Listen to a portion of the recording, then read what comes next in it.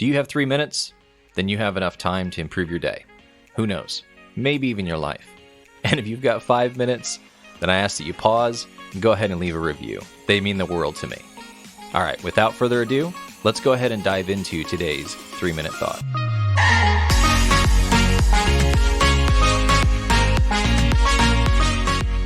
A lot of us, we start our emotional health journey for a variety of reasons. I mean, maybe it is you've had trauma in your past, or at some point you broke up with a girlfriend and you thought your world was coming to an end, or maybe you had a midlife crisis.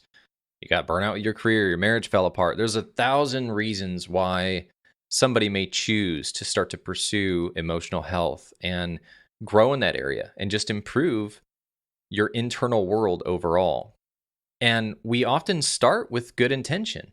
Sometimes it's out of desperate intention, but it's often with good intention. And the thing is when we very first start this path of emotional health, this process, that's really a lifelong journey.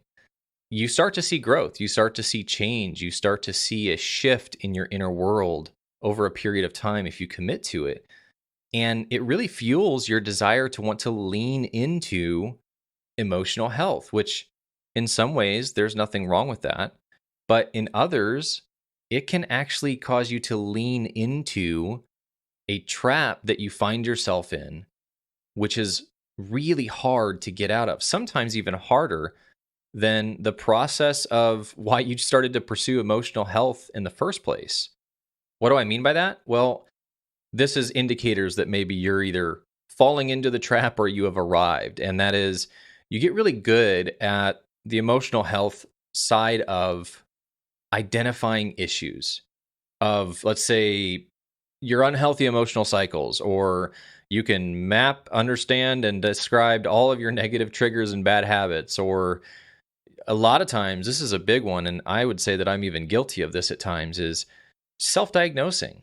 You're diagnosing what you're feeling, and you're essentially telling a friend, oh, well, I'm feeling this because I did this, and I did this yesterday, and that triggered this.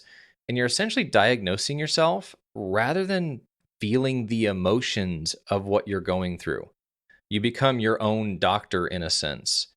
And it's really hard to be the doctor and the patient at the same time. It's actually impossible.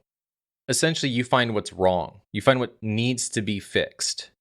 And you turn yourself into a project.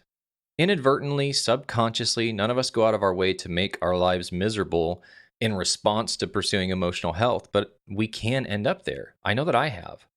And so instead of having a relationship with yourself, you are the project.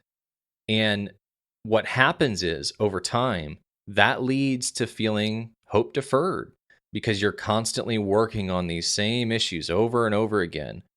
Or a lot of times you may feel like you're the only one who is struggling with X, whatever that may be. And then what do a lot of us do? We jump on social media and see the highlight reel of our friends or other people, and it only further reiterates the fact that we have these issues. You might feel really emotionally intelligent, quote unquote, but you also feel really alone. You feel really broken. You feel really isolated. And it's because you have gotten so good at emotional health that it's caused you to withdraw from the reality that all of us are working through issues. All of us have experienced trauma. All of us are doing the best that we know how to be better people. Well, maybe not all of us in that last category, but the large majority of human beings have issues, and we're doing the best that we know how. So I'm all for emotional health. Just don't let pursuing emotional health come at the cost of enjoying this one life that you get to live.